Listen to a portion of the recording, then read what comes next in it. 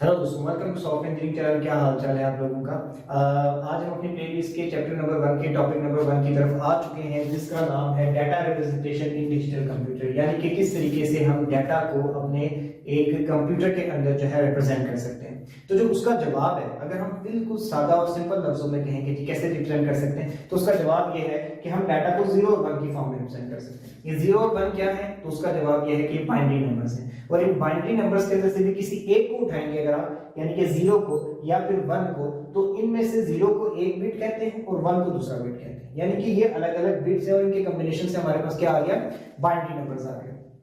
अब binary numbers में data को रिप्रेजेंट कैसे किया जाता है, तो आपकी बुक के इस टॉपिक के अंदर बड़ी क्लियर एग्जांपल दी गई है कि फॉर एग्जांपल अगर आप डी लिखना चाहते हैं तो 1000 लिखेंगे तो ये डी का बाइनरी हो गया, और बेसिकली आपके कंप्यूटर में डी को इस तरीके से रिप्रेजेंट किया जाता है।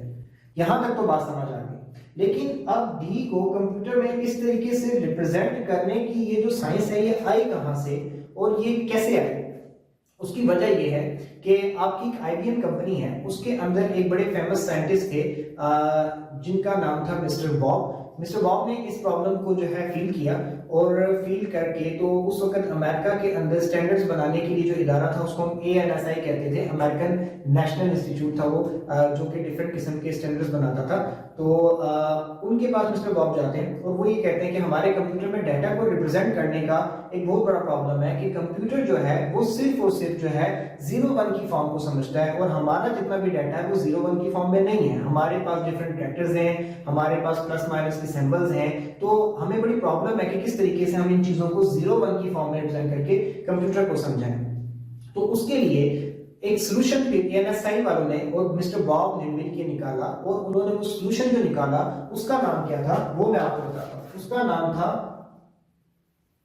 आस्की, यानी कि American standard code for information interchange, यानी कि इंफॉर्मेशन का इंटरचेंज करने के लिए, इंफॉर्मेशन का जो इस फॉर्म से इस फॉर्म में और इस फॉर्म से इस फॉर्म में कन्वर्ट करने के लिए कोई कोड्स बना लिए जाए, और वो जो कोड है वो हमें मदद करेंगे कि डी को हम बाइनरी में कन्वर्ट कर सकें और बाइनरी को वापस डी में लेके जा सकें।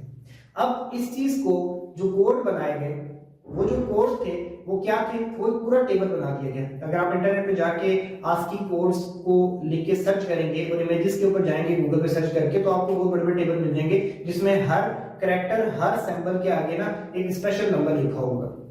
वो जो स्पेशल नंबर है वो उस कैरेक्टर को या फिर उस सिंबल को जो है ना उसके जो कोड को रिप्रेजेंट कर रहा होता है। अगर आप डी की उसी टेबल में पढ़ते हुए डी को तलाश करेंगे तो डी के आगे क्या लिखा हुआ होगा, डी के आगे लिखा होगा 68। तो व्हाट इज 68? ये आपके डी का आस्की कोड है। ये आपके डी का क्या है, आस्की कोड। अब बेसिकली जब ये हर एक सिंबल, हर एक कैरेक्टर को एक स्पेशल नंबर दे दिया गया, तो उस नंबर को बाइनरी के अंदर कन्वर्ट करना बहुत आसान हो गया। और उस कैसे हो गया, मैं आपके सामने एक बेसिक मैथमेटिक प्रॉब्लम सॉल्व करूंगा और आपको समझ आ जाएगा कि किस तरीके से 68 से ये बना। तो अब आप देखते चले जाएं, मैं सिर्फ सॉल्व कर रहा हूं, मैं इसको एक्सप्लेन नहीं करूंगा क्योंकि बेसिक मैथ है, तो इसके ऊपर मैं एक्सप्लेनेशन में टाइम जाया नहीं करने वाला। ठीक है, सो ये देखिए,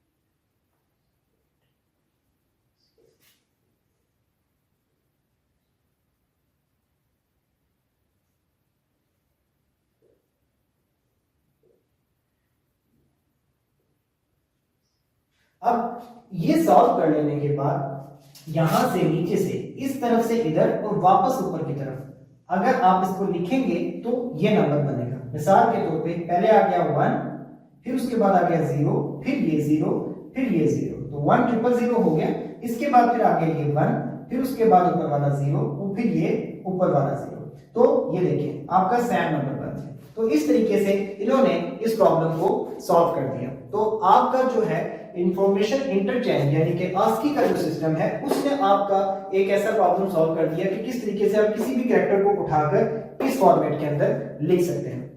तो आई थिंक सो कि आपको अब ये बात तो समझ आ गई होगी, सही है। अब अगर आपको बात समझ आ गई है तो कोशिश ये करिएगा कि इंटरनेट में जाके किसी और character like A B C का आप आस्की कोड तलाश करें और इसी तरीके से उसको सॉल्व करें और मुझे जरा कमेंट सेक्शन में बताएं कि उसका बाइनरी क्या बनता है। चलिए अब इससे आगे हम चलते हैं, तो इसको हम थोड़ा सा और एक्सप्लेन करेंगे इस टॉपिक को कि हमने ये कह दिया कि बाइनरी की फॉर्म में लिखा जाता है, लेकिन बाइनरी की फॉर्म में लिखा क्यों जाता है? अगर हम इसकी बात करें, क्यों कंप्यूटर को यही बात समझ आती है? क्यों कंप्यूटर? क्योंकि एक इलेक्ट्रॉनिक मशीन है। अब जो इलेक्ट्रॉनिक मशीन्स होती हैं वो चलती हैं फ्लो ऑफ इलेक्ट्रॉन्स पे, यानी कि सिंपल सादा लफ्जों में हम कहें तो करंट पे। अब करंट की ना दो ही फॉर्मेट होते हैं, या तो वो होता है या फिर वो नहीं होता, ठीक है। तो उसके होने और ना होने की जो फ्लिप फ्लॉप चल रहे हैं, जो उसके जो कॉम्बिनेशन बन रहे हैं, उसकी बेस के ऊपर हम इस तरीके के पूरे स्ट्रिंग बना देते हैं और उन स्ट्रिंग से जो है हम किसी एक चीज को रिप्रेजेंट करने लग जाते हैं। अब कंप्यूटर के अंदर करंट के होने को जो है हम 1 से रिप्रेजेंट करते हैं, यानी कि उसको हम ऑन कहते हैं, और कंप्यूटर के अंदर करंट के ना होने को हम 0 से रिप्रेजेंट करते हैं, यानी कि उसको हम क्या कहते हैं कि करंट आपका ऑफ है। ये सिंपल सा फॉर्मेट है। अब ये जो आपके इलेक्ट्रॉनिक मशीन के सर्किट्स होते हैं बेसिकली ये डीसी करंट पे चलते हैं। अब जो डीसी करंट होता है उसके सिग्नल कुछ इस तरीके से होते हैं। डीसी करंट की बात मैं कर रहा हूं, तो डीसी के अंदर आपके सिग्नल ऐसे होते हैं, फिर उसके बाद वापस इस तरीके से होते हैं, फिर वापस नीचे जाके ऐसे होते हैं, फिर वापस ऐसे होते हैं, फिर ऐसे होके ऐसे होते हैं। अब ये जो नीचे वाला सेक्शन है बेसिकली ये 0 को रिप्रेजेंट कर रहा होता है, ठीक हो गया। और ये जो ऊपर जाने वाला सेक्शन है ये आपके 1 को रिप्रेजेंट कर रहा होता है, यानी कि इस पॉइंट पे आप ये कह सकते हैं कि आपका करंट जो है वो ऑफ है, और इस पॉइंट पे आप ये कह सकते हैं कि आपका जो करंट है वो ऑन है, ठीक है। अब अगर हम वोल्टेज की बात करें तो इस पॉइंट पे जो आपके जो करंट के वोल्टेज होते हैं वो 0 से लेकर 0.8 तक होते हैं, ठीक है। यानी कि 0 से 0.8 तक के करंट को आप ऑफ जो है ना कंसीडर करते हैं। और यहां पर अगर आप जाएंगे तो इस पॉइंट पे आपके जो वोल्टेज है वो 5 तक होते हैं, प्लस पॉजिटिव 5 वोल्टेज तक होते हैं, ठीक हो गया। अब ये जो है पॉजिटिव 5 इसको कहा जरूर जाता है, लेकिन एग्जैक्ट ऐसा नहीं है कि पॉजिटिव 5 ही होते हैं।